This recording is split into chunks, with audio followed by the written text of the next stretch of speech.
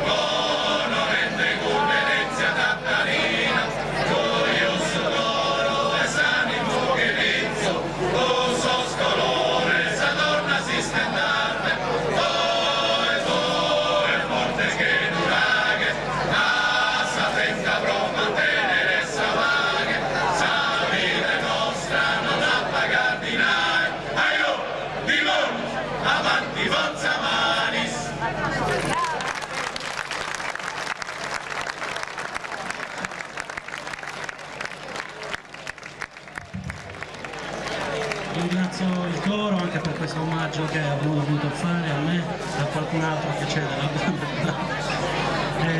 Casinavo, altro anno su.